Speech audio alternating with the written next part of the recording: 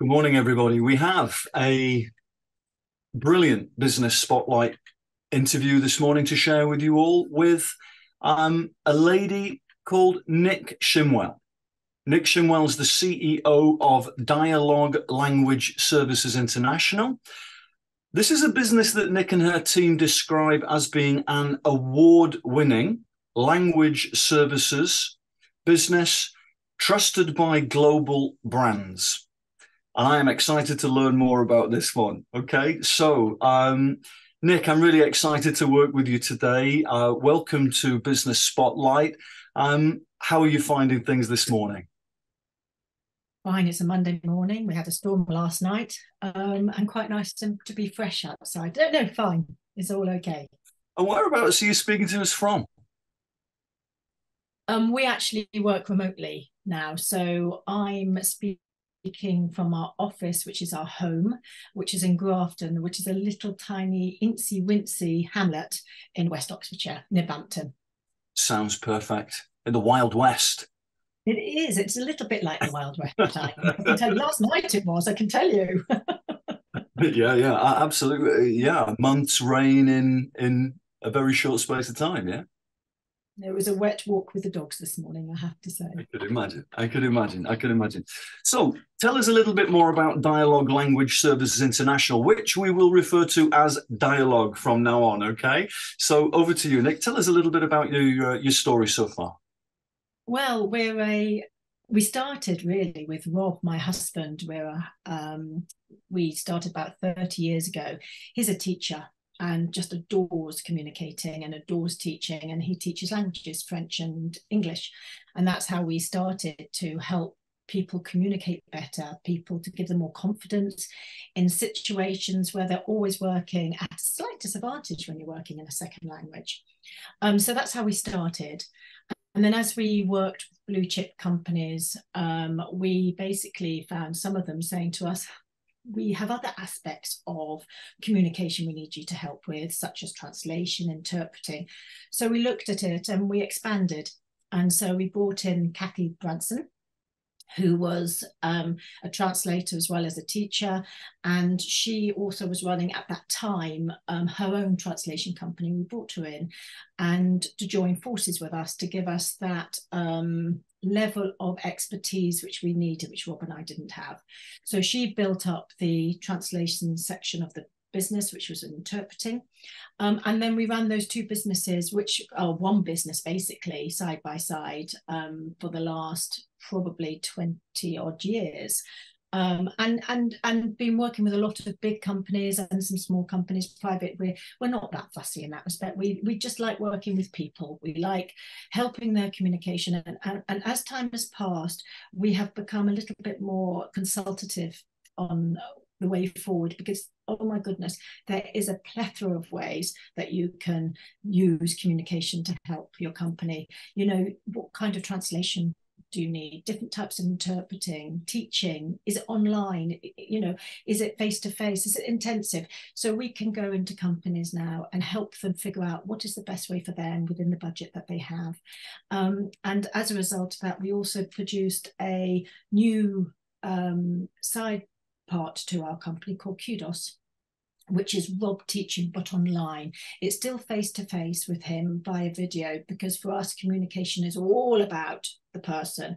It's about communicating with somebody. That's desperately important to us as a company. So we wanted him to be very central to that for English, and it's only for English, and it's for people who, again, come into this country or working English being their second language, and again trying to give them the confidence to work as they would in their native tongue, giving them little tricks, telling them a little bit about the culture, telling them things how we do it here, you know, etc., with presentations, with negotiation. So to produce this package. And that's something at the moment we're just still at the beginning of launching, fine-tuning it. We're just doing an app now for it. So that's an exciting project too. But our company is all about communication. That's what we do. We help companies to connect better with suppliers, colleagues, clients. that was a very long-winded way of telling us what to do. Not at all, not at all. Look, fantastic stuff. I was looking at the website this morning, and it's a thing of beauty, and I recommend anybody listening or watching this interview with Nic this morning to jump on the website where we're looking for Dialogue Language Services International, which is dialogue, I think, .com, and the whole concept, Nic, of what you're building there, your message is powerful, it's clear. You're clearly an organization that's understood that it has to be world-class at marketing in order to be world-class at delivering what it does. That's a critical point, right? You cannot sell your services unless you're able to market effectively and win clients. So that's very, very key for anybody that would want an example of how to do that. But I would also like to say that the kudos aspect of the website, great to hear that you're planning to further market that. We're going to come to it a little bit later on, because Rob has the most unique, hilariously funny delivery style. His personality shines through, and I'm fascinated to see how you guys do with that venture going forwards, Nic. Yeah. Really great. Really great to see a small business, competing with the bigger players in the industry on a marketing level, because you get that right and the gap between you diminishes rapidly. Okay. So I've got a question for you, Nic.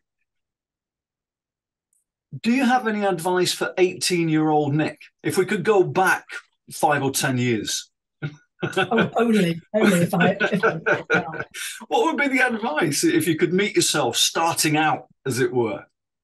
There definitely would be some advice, actually. I would definitely tell everybody, you need to find something that makes you feel good. You need to find something that just resonates with you quite deeply. And it's something I've been working on over the last 3-4 years, and I think it's a really important part to anybody's job and career as well. I would also say, and this is something actually you brought up when we were working together, Alice, is read more. I think when we started up the business, Rob and I, we just sort of went into it. It was the love that he had, and I could do the more business side of it. And it's just something we did together and had a lifestyle business. But actually, having read lots of books, and not just business books, self-development books, it could be a lot of different types of books. Be curious, continue to be curious, continue to learn. And I think that's probably the biggest bit of advice, is never think you know it all. I think you've got to really look at life and take different parts. The other thing I think is desperately important, and I will hold my hands up and say this is something I've struggled with, is having faith in yourself completely. Believe that actually your uniqueness, absolutely, actually what's important. And I think I struggled a long time for being CEO, thinking I'm just me. Why am I CEO? I'm just me. You know, why would I do that? And it's taken a bit of time to go, actually what I bring is completely unique to somebody else. And I think in a very male, still a fairly male orientated, our particular industry isn't, but generally a fairly male orientated industry tends to be CEOs. And this is what my thinking was. CEOs are really good at finances, they're really good at strategy, and they have to be good at those two things, and they've got to be really quite focused, and that's the way you do it. And I'm not particularly like that. So I was very much, you know, how do I fit in? And I think it's taken a few years of going, actually, because I bring something slightly different. I personally, the way we run Dialogue is more about the culture. It's more about the development of the people. Yeah. It's more about bringing people on, and that sense of trust and honesty. And I bring other people in now. That's what I've learned to do, who help me read the numbers, who help me with the strategy. And so the leadership team we've got in have those different elements. And I think I believe now that what I bring is actually as valid as a typical CEO person brings. But again, I tell everybody, just really celebrate the fact that you are unique, and that is what you bring, and that is brilliant. So we should say at this point, shouldn't we, that I had the privilege of working with Nic and with Rob and with Kathy and with Lucy and with the team for a number of years. It was an absolute privilege. And to have had the opportunity to be a part of this journey for you guys was wonderful, Nic. And I would say at that point there was one word coming to mind as you were speaking, and that word is identity. Because as you're speaking to me now, I'm reflecting back on session after session after session, and this word of identifying with the future that you want, the business that you want, and this separation between the identity of Nic and Rob and the business. Of course, they diverge, they are one, but at the same time, they're also separate, because your life beyond business ownership is also critical that you identify with that, because at some stage in the future, like all business owners, we have to plan to exit, right? Okay, so here's another question for you, Nic. What's business planning? Okay, what's business planning to you, and what kind of planning do you do, and what does it look like? Tell me. Well, for now, I mean, and this is where you brought the structure in, and since then we've had more structure and we've learned more about it. But what we now do, we hold monthly strategy meetings with the senior leadership team, and they can be fairly long, but they're always detailed. And they just really just make us focus on what's going right, what's not going right, what do we want more of, etc. And it just keeps us all in line. And that then we communicate that with the rest of the team. We also have marketing meetings. I am not involved in those because, again, I don't have to be involved in absolutely everything. So that's the marketing side of it, and the business development side are very much within that side of it. And then they report to us in the strategy meetings. The P&L meetings, which we are all involved in, also once a month. So all of these are once a month. Yes, the days get changed around, but they're absolutely non-negotiable. That's what we do. Perfect. Also, on top of that, we have meetings. The translation team have meetings. The training team have meetings, and also we have something called GAM, which is when we wanted to project managers, our account handlers, we wanted them to be more focused on the business side as well and understand it a bit more. So we introduced something we call GAM, which is all about graph analysis. Basically, it was for them to look at their clients every month and to analyze what they were doing and what can we do better, what's going right, wrong. And we do that again once a month, and everyone has a 5-minute slot, and we're trying to concentrate on the things that we can improve upon. So that's really good as well. And we have some slightly more touchy-feely things, which probably doesn't surprise you, which is a book club. Wonderful. And that's slightly changed. It was reading a book, but now it's actually people say, this is what I want to learn about more. So we find out what that is, people read it or watch it or whatever it might be, and then we discuss it once a month. So it's about development, because, you know, learning is for life. It's one of our our values. So we've brought that to the heart of dialogue, and then we meet up. We meet up every single day in the morning, and then on the Zoom. I'm just going to say remotely, right? Yeah, remotely on Zoom. It works for us. And then we meet up once a month, where I cook them lunch, and we all have lunch together. I remember during that day, and that's still going really well. That's going really well. That's great. You know, so to talk of you then, Nic, interrupt you for a second. It's just quickly to embellish something here for everybody that's listening and watching. This is a business that we sold our office, right? Yeah. We sold our office, and we decided that we would break out the business and operate remotely, but be intelligent with the leadership and management techniques and bringing people together daily and weekly and monthly. Phenomenal. So you would be surprised, perhaps you wouldn't be surprised, Nic, to hear that the small and medium-sized businesses that I work with are constantly trying to convince me that they don't have time to meet weekly and monthly, to have their discussions that you're having that are critical. Isn't that interesting? Well, I did have, I don't think they'll mind me telling you this, but we did have some discussions with the senior leadership team saying these morning sessions, they've got no focus, they're just chit chat. For me, I was really adamant that that actually was important. We're working remotely. You don't have those times when you're passing through an office saying, oh, how was this? How was that? You don't have that time. Mm-hmm. And therefore, and it's not just about business. That's the thing. When you're working together, you need to find out about each other. You need to understand each other. You need to understand what motivates people, what they like, what they dislike, etc., to work better together. And I think everyone now, they're not compulsory. So if you're really busy, then you can drop out. You do not have to join them.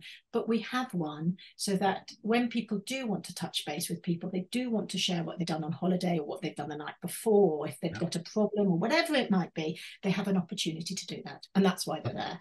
And I think everyone actually now values them more now than they used to, as we got used to them. And we see it's important. So we could have a very long conversation this morning about the methodologies of building a team, right? And it's clear that you are placing enormous emphasis on the cultural value of people that align, people that understand each other. That should be applauded, Nic. Okay, so a quick question now, because I know this is actually not a core subject for you personally. Okay, so although I understand that professionally you must leverage it and you are leading it, but it's not a subject within the greater good of the whole sort of, shall we say, the entity of a business that is your sweet spot. But what advice would you give to business owners regarding financial management, Nic, and how to master it? It is desperately important, but it's not. Very strangely, I'll say it's not something that makes me go, oh, I'm so excited to look at the figures. I'm so excited to see, because that's not what inspires me. It's the people that, for me, is what it's all about. But I do absolutely understand that it's absolutely crucially important. Cash flow is just the king, and you need to understand it. So what I'd say to people, if it's not your natural inclination, which it isn't for me, you need to learn a bit more about it. Go on a course, go and do something, at least get the basics, at least understand what it is all about, because people talk about it as though absolutely they do, and you're going, oh, okay. Yeah, it's excellent advice. So you just need to, I think, and there are lots of places, or your accountant can do it. Heather, who's our brilliant accountant, does it for me. If I have a problem with something, EBITDA. I mean, I never had heard of that before a few years ago. I'm going, EBITDA, okay. So she took us through it, etc.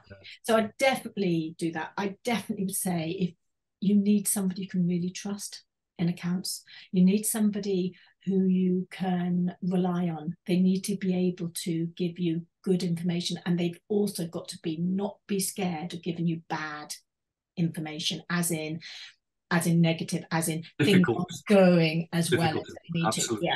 Yeah. They need to have the spine to be able to do that, because I think senior leadership teams, we really just want to learn the good news. That's the exciting bit. But you need somebody like we're having Heather will go, stop, this isn't as good as you think. We've got cash flows coming up, and they can see in the future, and they help you with that. And I think having somebody like that is invaluable. Heather has worked with us nearly as long as we've been around, with a slight hiatus when she had some children. How selfish was that? But two beautiful girls. But I think she understands our business. She guides us really, really well. And I think if you can get somebody like that, they are worth every single penny you pay. Yeah, 1,000,000%. I would change one word, and that would be if. For me, it's you've got to find that person. That is essential. Right? If they're in the team or outside of the team, doesn't matter. They must be there. Totally agree. Okay, so if level one in small business ownership is the seesaw business, we have some work, we have no work, we have some cash, we have limited cash. Then we have level two, which is the roundabout business, which is able to function, it's able to flourish, it employs people, pays its taxes, grows, but it also requires immense daily effort from the people that own it to keep pushing it round. And level 3, think of level 3 as the business able to flow on autopilot. It's the rocket that's flying to Mars whilst you're sat in your office, not driving it, but from a daily perspective, but operating it, running it from a distance. Which would you say that dialogue is now at, Nick? Where are we? Level 1, level 2, or level 3? Well, it wouldn't surprise you that we've been through all of those levels. And we got stuck at some of the levels quite a long time. I think at 1 or 2 we were there for a very long time. I would like to think we're at level 3, but we do sometimes dip into level 2 at times, and we have to sort of think. But I think all the SLT, well, particularly me, Rob and Kathy, we're very much more on the strategy side, and people are doing the doing around us. Dan and Lucy are also there, but they're also very immersed in the business as well, which is quite good because they feed that information back to us too. Wonderful. So I could go on holiday now and think it can be run, but when there are issues, when there are blips, which I'm afraid every company goes through at times, we get more involved in those times, and that's when it sort of dips to level 2. But generally speaking, I think we're generally at level 3. Fantastic answer. Most of the time. Fantastic answer. You have, well, I know that you do know, but I was about to say to you, you don't know how rewarding and how important that is to me to hear that. That is phenomenal. That level 3 business ownership is the mission. It's the purpose of what we do, as you know. So it's great to hear that you guys are, shall we say, establishing a foothold at level 3, the pinnacle of the mountain of how. Great, Nick. Okay, so a couple more questions this morning for you. Low points and tough times are as important as the high points, right? We know that because they're the places that form the character, the resilience, the battle toughness. So just in a few words, give us a feel for a moment in time that was a low point and how you guys navigated it, Nick. Okay, we've had a few. I actually think most companies, if they're honest, wouldn't just go, they've just done this all the way. There's going to be lows and highs. And I honestly do think, and I know people say this all the time, but failure is actually the biggest gift in the respect that you learn the most from it. It's unpleasant, it's difficult, but there's an awful lot you take from it, and people are doing loads of work on it at the moment. So you shouldn't ever be scared of those blips. But I think one of the low points we had was actually some time ago, was in 2008, where a lot of companies went through difficulty with the financial crisis. Yeah. Honestly, we were working with Honda, we were working with BMW, we were working with Renault, we were working with a lot of blue chip companies. And in training, literally overnight, was reduced dramatically. I mean, dramatically. And we had to scramble. We didn't have so much translation side of it then. We were building that up. And that was really, really, really hard. And what we did was we brought everyone together. We brought the team together. We've always been very transparent. Some people might criticize us for that, or being too open. But I think, you have a responsibility to your team. They need to understand what is happening. They can see it anyway. And you explain where you are at, what you're going to do about it. And we did. We just pulled together. Everyone took pay cuts. We went across the board. We became a little bit smaller. We made a few redundancies. And we just made sure the foundation was secure so we could service the clients that still needed the training, and also to start building on top of it. You have to be immensely resilient, and you have to really dig deep, and you've got to just take each day as it comes and go, that this is the next day, and not take it as I have failed. It's just that it's a difficult situation. It's a difficult economy. And, we are here still 30 years later. We've ridden lots of ups and downs, the pandemic. What's happening now? It's a difficult environment out there. Now people are acting as though it's a recession when it's not. So clients are slightly pulling what they're dealing with and spending less, and clients that you want to have on board are spending less or taking more time to get there. So it's not easy, and you just have to keep going. and looking and being flexible. I think being flexible is really, really important. If there was one aspect of your business that you would say with that hindsight and that knowledge that you've generated, that got you through the difficult period of 2008 plus 5 years, because it didn't just end in 2009, did it? Right. What would it be? What's the one thing that got us through it? Resilience. Resilience. Okay. Flexibility and resilience. I do think that ability to keep going and have that belief that it will improve, and you keep making those connections and they will go somewhere. I think we're very resilient. You are, for sure. We've had to be. Yeah, so I absolutely. would say that. Yeah. Okay. Well, thank you, Nic. That's perfect. Final question for this morning. So, what are your thoughts on building a senior leadership team? Think about it from the perspective of your colleagues out there in the small business world. What advice would you have for them in terms of, often they are one person, maybe they're one person and a partner, as in life partner. What advice would you give them with regards to making sure that their senior leadership team is capable of fulfilling the vision that they have built for their business and their life? What would you say, Nic? You've got to have that vision. I think that's something you taught us. You've got to have something that people can focus on. But I do think you've got to be really flexible with that, because things will come in the way and you might have to go around them, or you might have to go through them. There might be different roads to that particular focus point. So I do think you need those. I think you've got to be agile, and you've got to have and to know that there just isn't one way of doing it. I think that's really, really big. I think a lot of these business books are written by men, and a lot of them are, I remember one which I really didn't like, which you laughed at, which was Rich Man, Poor Man. Oh, yes, Robert Kiyosaki. I Rich didn't Dad, Poor Dad. work for me at all on any level, but that's good. You see, because there you go. You've got to be challenged. And I think when you've got a leadership team, you don't want people always thinking exactly the same way. And you need to have people thinking slightly differently, or people having the confidence to go, no, I think that was a crap idea. However, a kernel of that idea might work, but a tiny incy bit, and let's do it this way.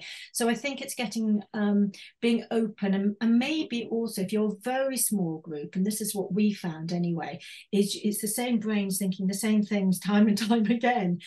Bring somebody new in, bring a mentor in, bring somebody, and different things will appeal to your journey at different times. So now we're with a forum group of 8 founders, so totally different people. So it's not me, Rob, Kathy and Lucy and Dan, it's me and 7 other forum members. So we've done it slightly differently this time, and that suits us at the moment, and later on it might be something different. But bring ideas into your company that you can just think differently.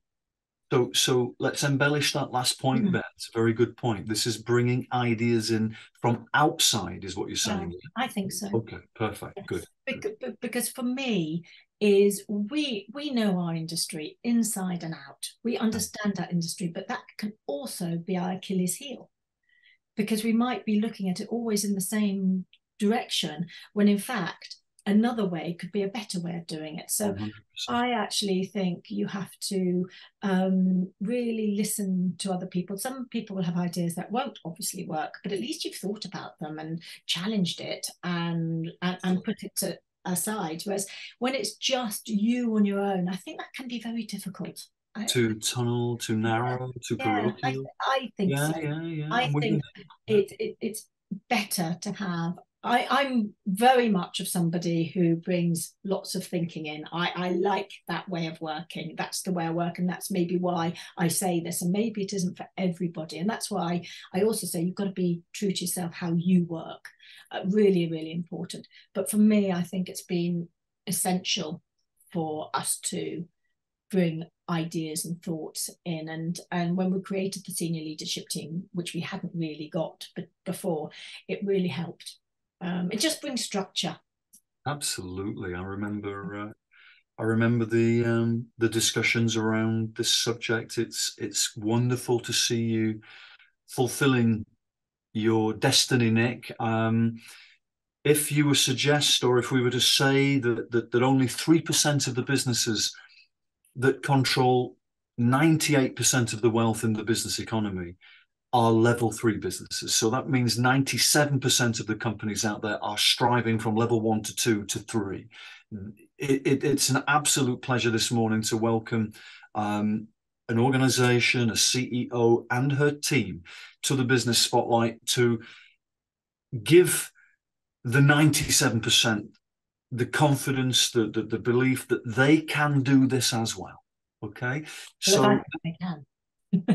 They definitely can. 1,000,000% they can, and you are a living, breathing example. Thank you so much for sharing your story with us this morning. It really has been great to see you again, and congratulations. Please pass my regards on to everybody, and have a great day, and we'll see you soon. Absolutely, and thanks ever so much for inviting us. Thank you, Nic. Bye-bye.